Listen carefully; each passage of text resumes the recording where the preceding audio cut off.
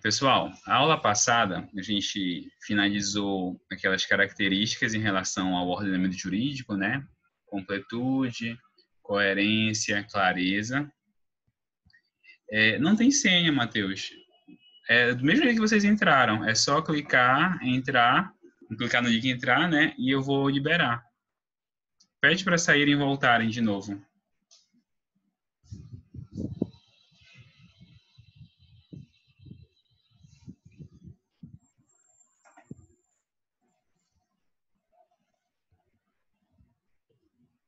Ok?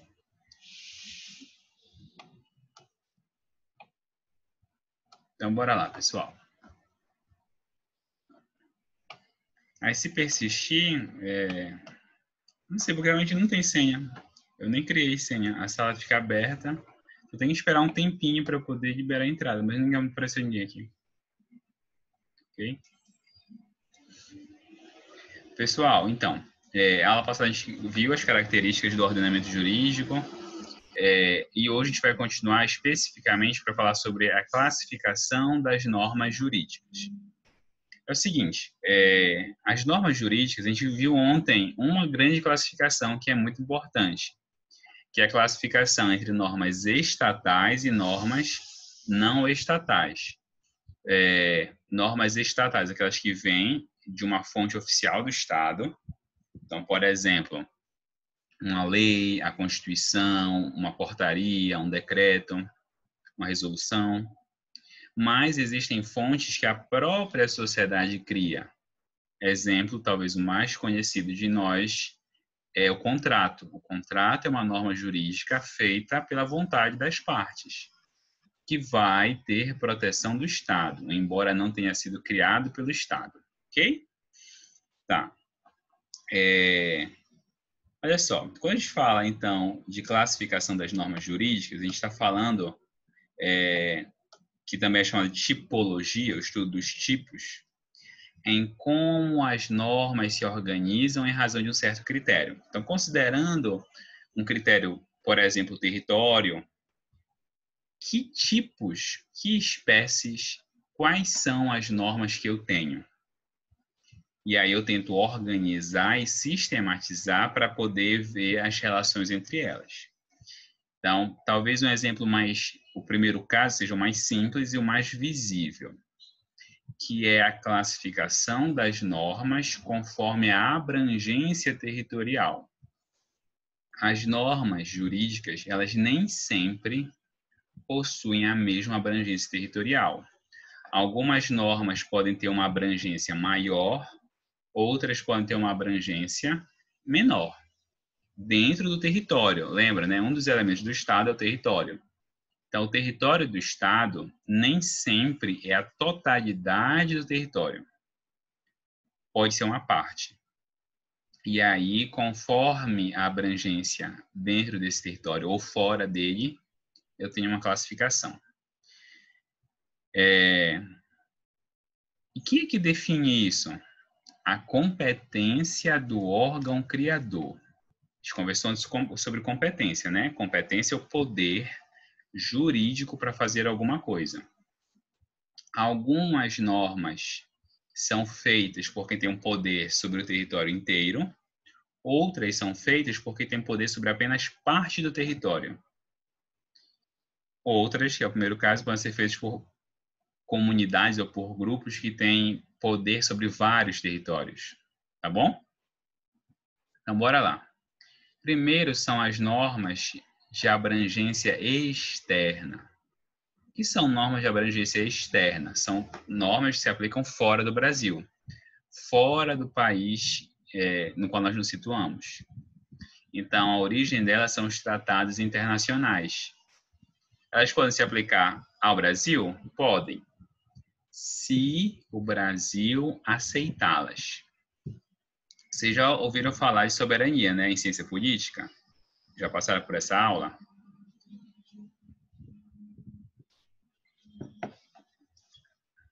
Soberania é o ato pelo qual o Estado ele controla e exerce poder sobre o seu território, dentro e perante outros estados. Então, uma norma internacional, por exemplo, um tratado, ele se aplica dentro do Brasil? Sim, se o Brasil ratificá-lo. Professor, mas um tratado, vamos supor que todo mundo assinou o tratado e não se aplica no Brasil? Não. Só se o Brasil ratificá-lo, ou seja, só se o Brasil recebê-lo, se o Brasil soberanamente aceitar a inserção deles. Ok? Isso são normas de direito externo, ou seja, são normas que abrangem vários países além do Brasil. Elas se expandem além das fronteiras nacionais. Claro isso? Sim?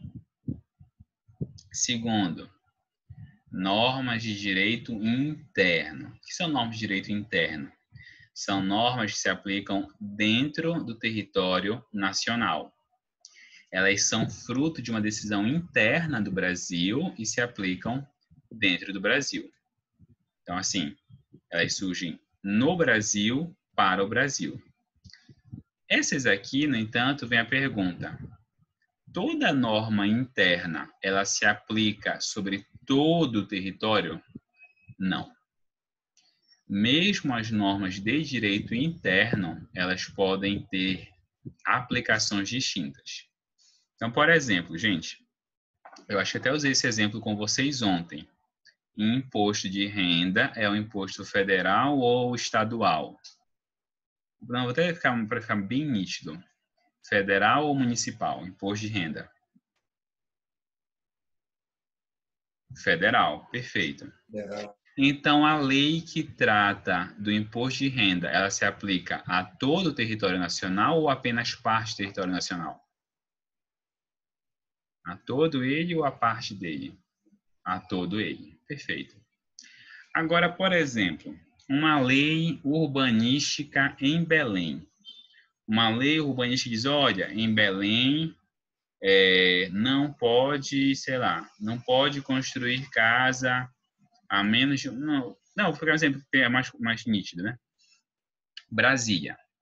No plano piloto, não pode ter um prédio superior ao Congresso Nacional. Essa norma se aplica ao Distrito Federal. Ela se aplica a Belém também? Essa lei que rege? Não. É uma lei que se aplica apenas isso, ao Distrito Federal. A mesma coisa a lei de Belém. A lei de Belém se aplica em Ananindeua? Não. Uma lei do estado do Pará se aplica no Maranhão? Não. Então, a gente tem 3 níveis de legislação. A gente tem leis federais, que se aplicam a todo o território nacional, leis estaduais, que se aplicam ao território de um estado membro, estado do Pará, Maranhão, Pernambuco. Eu tenho leis municipais, que se aplicam apenas a um município. Bora recapitular a aula de ontem. Onde é que o que eu consulto para saber se aquela lei tem que ser federal, estadual ou municipal? Onde é que eu vou ver quem pode falar sobre aquele assunto? Quem pode criar uma lei sobre aquele assunto? Vocês lembram?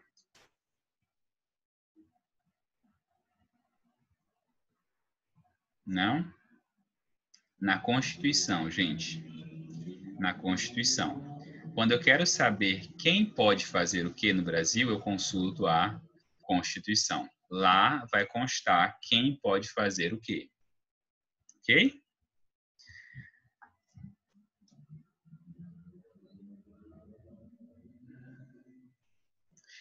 Isso é interessante, Carlos. A gente às vezes diz isso, né? A gente mora entre 2 municípios. Na verdade, não. Na verdade, você sempre mora em um município. O que pode ter, mas é muito raro, é que a sua propriedade se estenda de um município ao outro. De um ao outro. Mas isso é raro. Então, por exemplo, uma fazenda. Às vezes é um caso de fazenda. A fazenda, ela começa, sei lá, em... Não vou saber. Já comento isso. A fazenda começa em, sei lá, gente, Vigia e acaba em Santo Antônio do Tauá. Eu sei que são perto, Um critério utilizado, nesse caso, é a sede da fazenda. É onde está a sede, onde está ali a administração da fazenda. Agora, o IPTU, se ocorrer isso, normalmente isso é erro. Por quê? Porque existem leis que dizem o limite dos municípios. Existe uma lei, normalmente de caráter estadual, que define onde começa e onde termina um município. Aí eu preciso consultar a lei para ver onde começa e onde termina. Porque às vezes o município acha que termina em um lugar ou termina em outro, mas é a lei que define onde começa e onde termina. Tá bom? E aí só uma das duas cobranças é válida, só uma. Não podem ser as duas. Ou é uma ou é outra. Tá bom? Beleza. Gente, e aí? Será que a lei federal ela é a mais importante de todas? Olha só. No Brasil, as principais normas que nós temos, Código Penal, Código Civil, CLT, Código Tributário, as principais normas que nós usamos são normas federais. Só que mesmo que elas sejam as principais, isso não quer dizer que sempre ou que necessariamente elas estão acima das outras. Por quê? Porque depende do que a Constituição diz. Se a Constituição diz que a União pode fazer isso ou não. Ela pode dizer, olha, realmente, esse poder da União, e acabou, paciência. Mas tem vezes que a Constituição diz, não, esse é um poder do Estado. Então, por exemplo,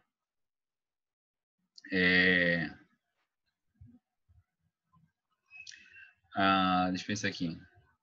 ICMS é um imposto estadual. É o imposto que cobra sobre mercadorias e serviços. Então, luz, uma compra que você faz no mercado, supermercado, incide ICMS. De vez em quando sai a lei federal criando regras para o ICMS. Essa lei, embora fosse federal, era válida? Não, não era válida. Por que não? Porque essa lei, ela ultrapassava os limites que a Constituição dava.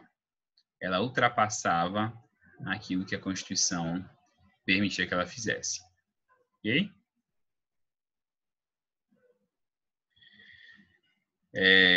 Então, eu vou ter que recorrer à Constituição para saber quem tem poder para fazer aquilo.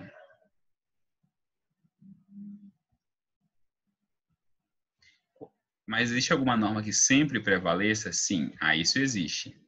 A norma que sempre prevalece, gente, é a Constituição.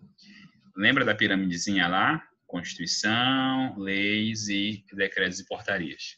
Das três, a única que sempre vai prevalecer, que nunca pode ser contrariada, é a Constituição. Tá bom? Isso aí, fato. Ok. Ficou clara essa primeira classificação? Sim? Segunda grande classificação, gente.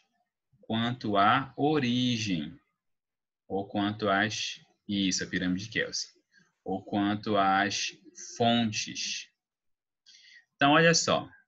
Primeiro, e a principal fonte é a fonte legal. O que são normas jurídicas legais? São as normas que surgem da lei.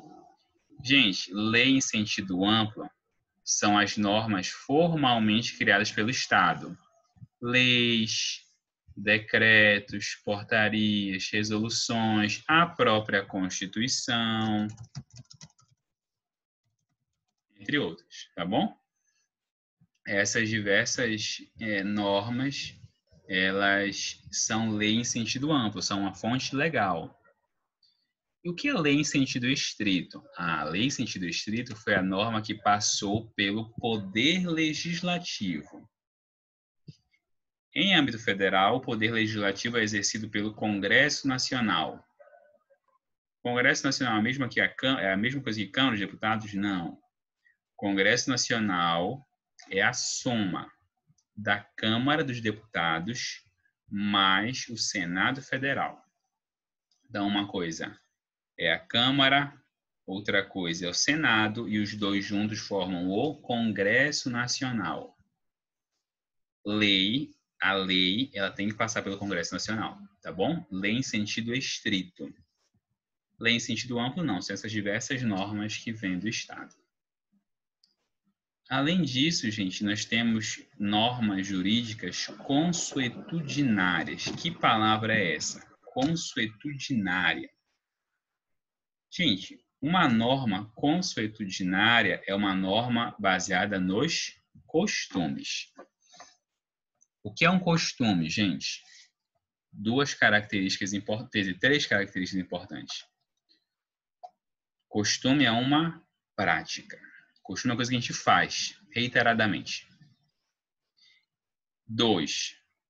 Generalizada, generalizada, ou seja, uma coisa que nós todos fazemos. Não é um costume meu. Costume no direito, gente.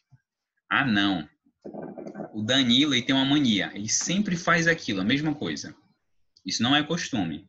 Para o direito, costume é uma coisa que a sociedade como um todo faz. Tá? Uma prática regular, ou seja, aquilo que a gente faz sempre, que todo mundo faz, ela é generalizada. E terceiro, principal característica, ela é tida como obrigatória. Tida como obrigatória, ou seja, a gente entende que você tem a obrigação de fazer isso. Não está escrito em lugar nenhum, mas a gente entende que você tem o dever de fazer isso. Exemplo, como cheque pré-datado, ou chamado cheque pós-datado, é a mesma coisa. O que é o cheque pré-datado? Vocês sabem?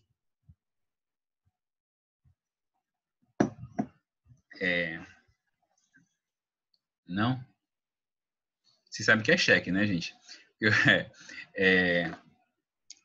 Os meus alunos da outra turma, que era só adolescente, ninguém nem sabia o que era cheque direito. Gente, no direito, o cheque é uma ordem de pagamento. O cheque é o seguinte, eu passo um cheque para o Marcos. Digo, olha, Marcos, vai no meu banco, o Santander, e entrega esse papel lá, e o banco vai te dar o valor que eu estou dando a ordem para a gente entregar. Então, o cheque é o seguinte, pague a fulano tanto. Assinado eu que tenho dinheiro lá. Isso é o cheque. Juridicamente, o cheque é uma ordem de pagamento à vista. Ou seja, eu entrego o cheque na mesma hora e pode ser cobrado. Então, foi lá, o Marcos me vendeu alguma coisa, eu passei um cheque, R$100, passa lá no banco. Ele foi lá no banco, entregou o cheque, o banco entregou para ele dinheiro. Na mesma hora. O que é o chamado cheque pré-datado? Você diz assim, eu digo assim, Marcos, tá aqui o cheque, hoje é dia 6, mas eu só vou ter dinheiro nesta conta dia 10. Então, eu vou colocar aqui no cheque a data 11/5. Eu estou assinando hoje, mas só deposita dia 11. Gente, primeira pergunta. Esta é uma prática frequente? As pessoas, antigamente era mais, né? Mas vamos considerar isso. Essa é uma prática frequente na sociedade? Sim ou não? As pessoas fazem isso? Elas não passam cheque pré-datado, Carlos? Passa sim, passa sim. Hoje não é tão frequente cheque, né? Mas, depois que eu disse, considera alguns anos atrás, né? Sei lá, 7 anos atrás, 10 anos atrás, as pessoas passavam cheque. Então, isso era uma prática comum, passar cheque. Aí, segunda pergunta. Era frequente ou era comum o cheque pré-datado? Ou seja, as pessoas sabiam o que era, elas faziam isso? Sim, sim. Aí vem a terceira pergunta. Quando você entregava um cheque pré-datado, você esperava que a pessoa, você na sua cabeça, né, ou você entendia que a pessoa tinha que respeitar a data ou que ela poderia desrespeitá-la? Você entendia que a data era obrigatória de ser respeitada? Sim, né?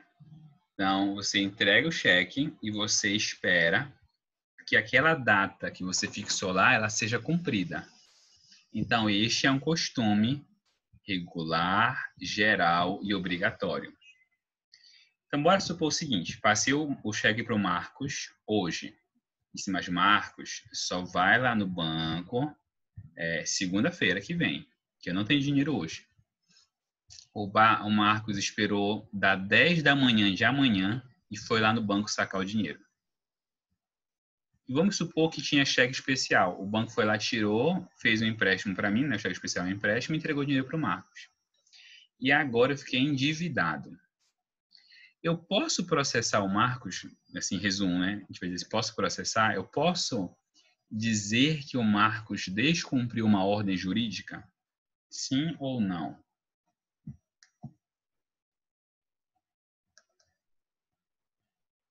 Essa é uma ordem jurídica que a gente chama de consuetudinária. Ela não está em lugar nenhum. Ela é um costume.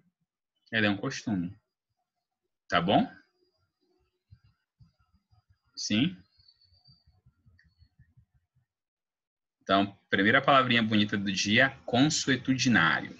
Consuetudinário. Depois a gente vai voltar e conversar sobre o consuetudo e desuetudo, mas não hoje. Hoje é só o consuetudinário, aquilo que é formado pelo costume. Segunda palavrinha bonita do dia, que talvez você tenha ouvido no jornal, a chamada jurisprudência. Já ouviram falar da jurisprudência? Não. Gente, jurisprudência é o quê? Jurisprudência é o conjunto de decisões de um tribunal. Então é o seguinte, se eu entrar na justiça, o que é que o tribunal vai me dizer sobre isso? Então, por exemplo, eu fui lá e... Exemplo, você comprou a Dilce, ela foi lá e comprou um apartamento. Tu prefere Dilce Claze, Dilce ou Claze?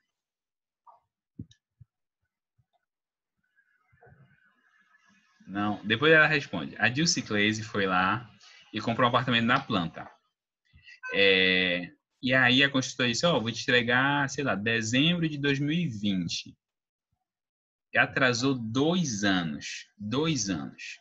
Era para dezembro de 2020, a construtora entregou dezembro de 2022.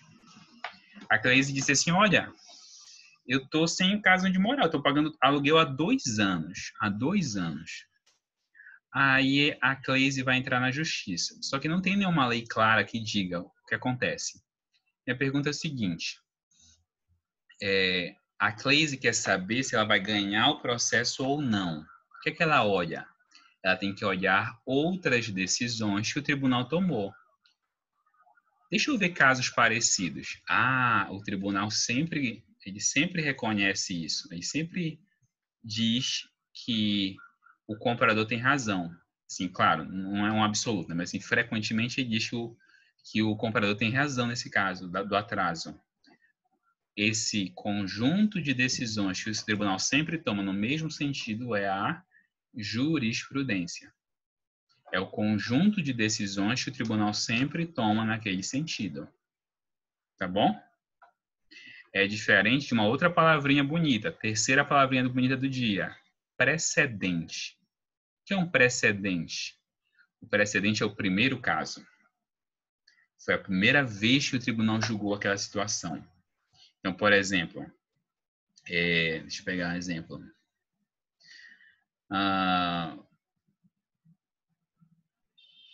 União homoafetiva. A primeira vez que o STF julgou aquele ali é o precedente. É a primeira decisão. Aqui eu não estou falando de precedente, estou falando de jurisprudência, que é esse conjunto reiterado de decisões. Ok? Professor, Diga. a jurisprudência ela é formada quando não tem uma lei que regule tal ação? Na verdade, assim, o que tu está falando aí chama-se analogia. Analogia é quando eu pego uma outra lei para aplicar naquela situação. A jurisprudência, ela pode ocorrer quando tem lei ou quando não tem lei. A jurisprudência está associada à interpretação, porque às vezes tem a lei, só que além da lei eu preciso saber como interpretar a lei. Quem é que me diz como interpretar a lei? É a jurisprudência. Eu vou lá e vou ver como é que o tribunal interpreta aquela lei. E sempre interpretar assim. Essa é a jurisprudência. Agora, claro, quando não tem lei, a jurisprudência é ainda mais importante. Mas mesmo quando tem lei, ela também é importante. Tá bom? Vocês já viram séries americanas? Aquelas séries americanas? Então, diz assim, no caso fulano versus fulano. Ou o tribunal diz isso. Isso é a jurisprudência. No Brasil a gente usa, mas não é tanto. A gente vai ver nas próximas aulas que o direito brasileiro ele é predominantemente legal. O direito brasileiro é predominantemente baseado na lei. O direito americano ele é predominantemente consuetudinário e jurisprudencial. Tá bom? Mas o Brasil também tem. A última dessa parte a gente viu a aula passada, que são as fontes negociais. Quer dizer, sabe o que eu estou com a impressão? Que a gente não viu a parte que eu estou pensando, mas eu posso inverter, não tem problema. O que são as fontes negociais, gente? As fontes negociais são aquelas decorrentes da vontade das partes. É o contrato. Então, eu faço o contrato com o Matheus. O Matheus é obrigado a cumprir o contrato? Sim ou não?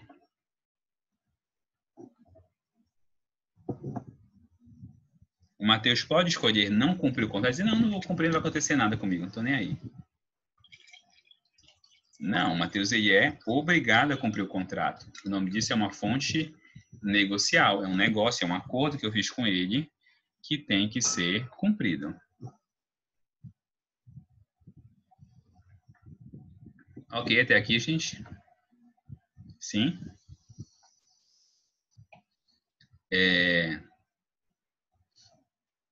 Essa reunião, o prazo já está acabando. Então, eu vou logo encerrá-la e já mando o link, tá? Não desapareçam, não desapareçam. Eu vou encerrá-la e vou em seguida mandar o link para o Matheus, ok? Esperem aí um pouquinho no WhatsApp. Vou mandar pelo WhatsApp.